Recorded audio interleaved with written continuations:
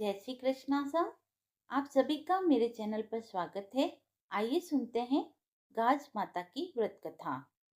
गाज माता का पूजन भाद्रपद शुक्ल द्वितीया के दिन किया जाता है। इस दिन कुल देवताओं का पूजन करते हैं और कच्ची रसोई बनाते हैं। पूजा करके कुल देवताओं को भोग लगाकर प्रसाद को एक ही कुल गोत्र के व्यक्तियों में वितरित कर देते हैं। कुल देवता का पूजन दोपहर के समय में करना चाहिए। गाज माता के व्रत के पूजन के लिए मिट्टी की भील भीलनी बनाए जाते हैं तथा एक बच्चा बनाया जाता है। वह भील भीलनी के सिर पर टोकरियां रखी जाती है। गाज माता की कथा सुनते समय 7 आंखें हाथ में रखने चाहिए और कथा सुनने के बाद वह आंखें जल के लोटे में डालकर सूर्य भगवान को अर्घ दे दें। गाज माता की कथा। भाद्रे का महीना आया, अनंत का दिन आया। इंद्र की परियां गाज माता की पूजा करने के लिए धरती पर आई। जहाँ वे पूजा कर रही थी वहाँ एक भील भीलनी आए। उन्होंने पूछा, आप किसकी पूजा कर रहे हो? परियां बोली, हम गाज माता का व्रत व पूजन कर रही है।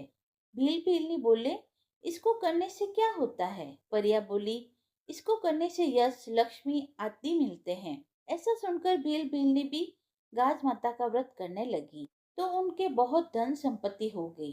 भीलनी रानी जैसे कपड़े पहनने लगी। एक धोबिन के पास रानी और भीलनी के कपड़े धुलने के लिए आते थे। एक दिन इन दोनों के कपड़े एक साथ धुलने के लिए आ गए और धोबिन से वह कपड़े बदल गए। रानी नहा धोकर जब वस्त्र बदलने लगी तो देखा ये तो उसके कपड़े नहीं हैं। तो उसने तुरंत धोबिन को बुलाया और पूछा, मेरे जैसे वस्त्र कौन पहनता है? मेरे कपड़े बदल कैसे गए?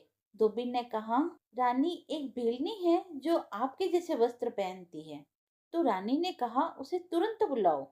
भेलनी को बुलाया गया और पूछा, तूने चोरी की या डाका डाला जो तू मेरे जैसे वस्त्र पहनती है? भीलनी बोली, मुझ पर तो गाज माता प्रसन्न हुई, इसीलिए मैं ऐसे वस्त्र पहनती हूँ। रानी बोली, गाज माता का व्रत करने से क्या होता है? तो उसने बोला कि सब कुछ होता है, धन होता है, यश होता है, सब कुछ होता है। तो रानी ने पूछा, मेरे भी बच्चा नहीं है, क्या मैं ये व्रत करूं तो मुझे संतान होगी? भीलनी बोली, व्रत भले ही करो पर यह ध्यान रखना कि यह व्रत भंग नहीं होना चाहिए। रानी ने व्रत करना शुरू कर दिया और व्रत के प्रभाव से उसे एक लड़का हो गया और बहुत खुशियां मनाई गई। जब वापस गाज माता का व्रत आया तो पड़ोसन को पूछने गई, मैं रोट कैसे खाऊं? बच्चे का पेट दुखेगा। पड़ोसन कुछ नहीं जानती थी। बोली, काकरिया कसार तथा मोंगन या मगध खा ले। रोट नहीं खाने से गाज माता रुष्ट हो गई और रात्रि में गाज माता ने बालक को पालने सहित ही गायब कर दिया।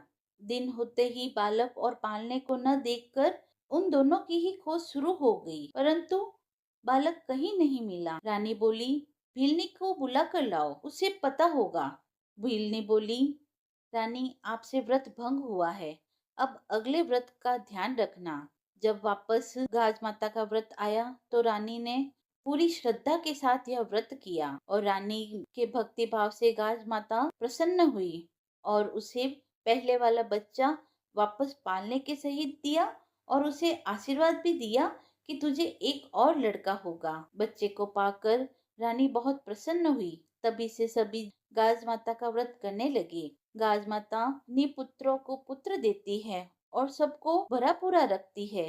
गाज माता की जय। कथा समाप्त हुई।